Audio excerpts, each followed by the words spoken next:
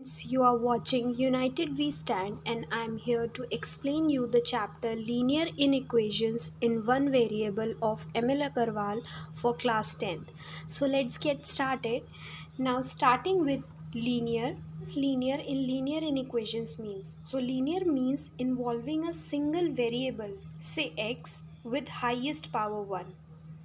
In equations where any two values are compared by the inequality symbols such as less than, greater than, less than equal to और greater than equal to, यानी जब भी हमें दो values given होती हैं और हम उन्हें कंपेयर करते हैं with these signs, inequality science.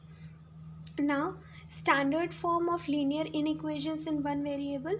तो जैसे कि आप लोग जानते ही हैं कि स्टैंडर्ड फॉर्म और general form of linear equations in one variable होता है A X plus B equals to zero, where A and B are real numbers and A can't be zero. Now what we do here is just replace equal sign with the inequality symbol. Like here you can see ax plus b less than 0, ax plus b greater than 0, ax plus b less than equal to 0, ax plus b greater than equal to 0. So we will get the general form of linear inequations in one variable. Now see examples, some of its examples. इसके बाद हम लोग detail में आगे इसका solution भी पढ़ेंगे, पर अभी के लिए ये कुछ एग्जाम्पल्स देख लेते हैं. Like 4x is greater than 7, 2x minus 3 is greater than 8, 2x greater than equal to 4. यहाँ पे एक कंडीशन प्रोवाइडेड है कि ये जो x वेरिएबल है वो the set of natural numbers को बिलोंग करता है. इसको हम सॉल्व भी कर सकते हैं. Like here we have given 2x greater than or equal to 4 where x belongs to n. So x n को बिलोंग कर रहा है, इसका मतलब x की पॉसिबल वैल्यूज़ क्या हो सकती हैं, यानी वैल्यूज़ क्या होंगी x की 1 2 3 4 एंड सो ऑन. क्योंकि नेचुरल नंबर का सेट 1 से स्टार्ट होता है, इसलिए ये सारी वैल्यूज़ हो सकती हैं अप टू इनफाइनाइट. यहाँ पे अगर हम इसको सॉल्व करने पे आए तो 2x इज़ ग्रेटर देन और equal to 4 which implies x is greater than और इक्वल टू 4/2. इसको हम इधर ले आएंगे and we'll get x greater than और इक्वल टू 2. अब x ग्रेटर देन और इक्वल टू 2 का मतलब ये हुआ कि x 2 भी हो सकता है, 3 भी हो सकता है, 4 भी हो सकता है, 5 भी हो सकता है एंड सो ऑन. क्योंकि यहाँ पे हमारे पास x एक नेचुरल नंबर को बिलोंग कर रहा है और ये सारी ही वैल्यूज़ नेचुरल नंबर के सेट को बिलोंग करती हैं, तो ये सारी वैल्यूज़ इसकी पॉसिबल वैल्यूज़ हो. आप लोग को मोस्टली इस चैप्टर में जो भी क्वेश्चंस मिलेंगे उन सब में कंडीशंस प्रोवाइडेड होंगी, उन्हें हम आगे देखेंगे. यहाँ पे मैंने दो एप्लीकेशंस भी लिख रखे हैं just to tell you. Determine the maximum और minimum values of a situation with multiple constraints. जैसे कि मैक्सिमम और मिनिमम वैल्यूज़ हम इसे डे टू डे लाइफ से भी कंसिडर कर सकते हैं. मान लो रीता और सीता हैं, दे आर रनिंग. एक की स्पीड 5 किलोमीटर पर आवर है और दूसरे की स्पीड 6 किलोमीटर पर आवर है. तो जिसकी स्पीड 5 किलोमीटर आवर है, मान लेते हैं रीता की स्पीड 5 किलोमीटर पर आवर है और हम उसे एक्स वेरिएबल से डिनोट करते हैं and Sita is running with 6 kilometre per hour, speed of 6 kilometre per hour, जिसे हम वाई से वेरिएबल से डिनोट करते हैं. तो हम उन्हें मैथमेटिकली कैसे रिप्रेजेंट करेंगे. x will be less than y, क्योंकि y सीता की स्पीड है जो कि 6 किलोमीटर पर आवर से रन कर रही है. तो इसी तरह से हमें डे टू डे लाइफ में और भी बहुत जगह हमें यूजेस देखने को मिलते हैं. Like represents the profit region for a business. Now inequalities among real numbers. तो हमारे पास ए बी कोई वेरिएबल है and these are real numbers. तो इसमें हमें 4 केसेस मिलेंगे. अगर हमारे पास कोई दो रियल नंबर है तो उनको अगर हम आपस में कंपेयर करते हैं तो हमारे पास 4 कंडीशंस होती हैं. या तो ए बी से लेस होगा, या ए बी के लेस देन इक्वल टू होगा, या तो ए बी से बड़ा होगा और ए ग्रेटर देन और इक्वल टू बी भी हो सकता है. तो हमारे पास ये 4 पॉसिबिलिटीज़ होंगी. तो वन बाय वन हम सबको स्टडी करेंगे इन शॉर्ट. पहला है a is less then b, और ये कब पॉसिबल हो सकता है, if and only if b minus A is greater than zero. यहाँ से भी हम इसको देख सकते हैं, अगर ये a हम इधर लेके आए so you will gate b greater than a। अब एक एग्जाम्पल से इसे समझ लेते हैं। 2 इज़ लेस देन 7, ये दिख ही रहा है हम लोग को कि 2 लेस देन 7 है। कैसे लेस देन 7 है, सिंस 7 माइनस 2 इक्वल्स टू 5। अगर ये 2 हम इसे इधर लेके आते हैं then you will get 7 minus 2 equals to 5, जो कि पॉजिटिव है, यानी 5 इज़ ग्रेटर देन ज़ीरो।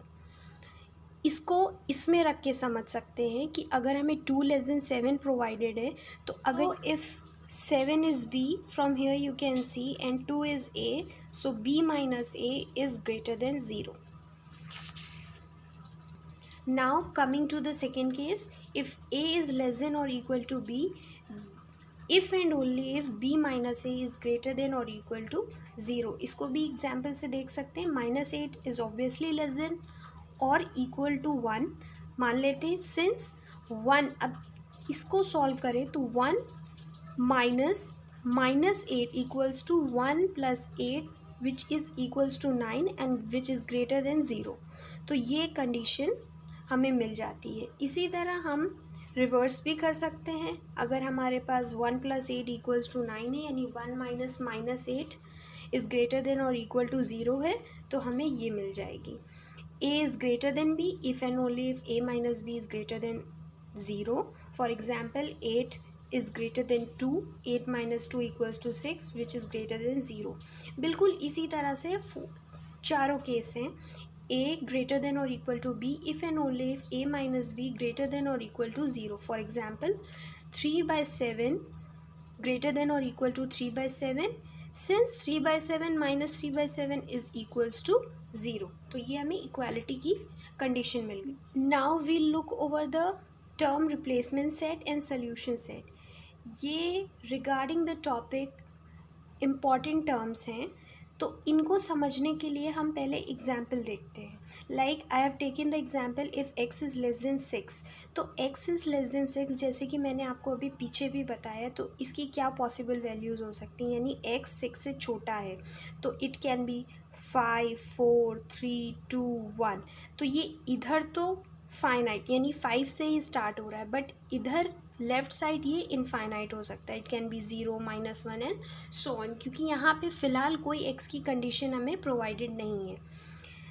मगर अगर हमें कुछ गिवन सेट दे दिया जाए, मान लो हमें ऐसे कंडीशन प्रोवाइड कर दी जाए क्वेश्चन में जहाँ पे 1, 2, 3, 4 अप टू 9 ये हमें वैल्यूज़ दे दी जाए और बोला जाए कि आपको अपना सल्यूशन इन्हीं वैल्यूज़ में से चूज़ करना है, तो इसको देखते हुए हम इसमें से हमें कौन सी वैल्यूज़ मिलेंगी, 1, 2, 3, 4, 5।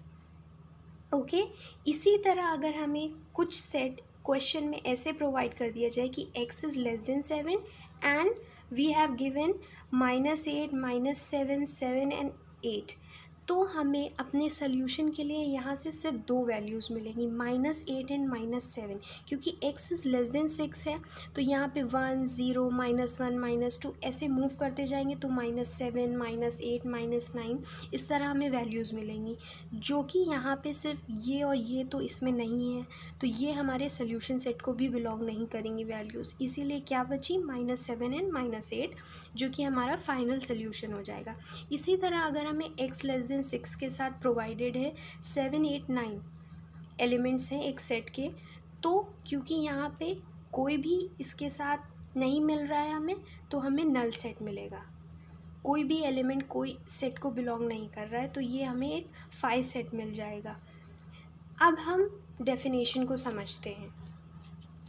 Set from which values of the variable involve in the inequation are chosen, यानी ये वो सेट हैं जिनमें से हम सल्यूशन के लिए यानी वेरिएबल की वैल्यूज़ चूज़ करते हैं, तो उन्हें हम रिप्लेसमेंट सेट कहते हैं, यानी ये हमें गिवन होता है। Solution set the set of all solutions of in equations, तो सल्यूशन सेट वो सेट होता है जिसमें हमें सारे सल्यूशंस गिवन होते हैं। पर यहाँ पे नोट करने की बात ये है कि सल्यूशन सेट हमेशा रिप्लेसमेंट सेट पे डिपेंड करता है, क्योंकि हमें अपनी वैल्यूज़ इसी में से चूज़ करनी होती हैं। So I hope you all liked my video. Please do like, subscribe and share, and I'm going to cover the whole chapter. So please like, share and subscribe.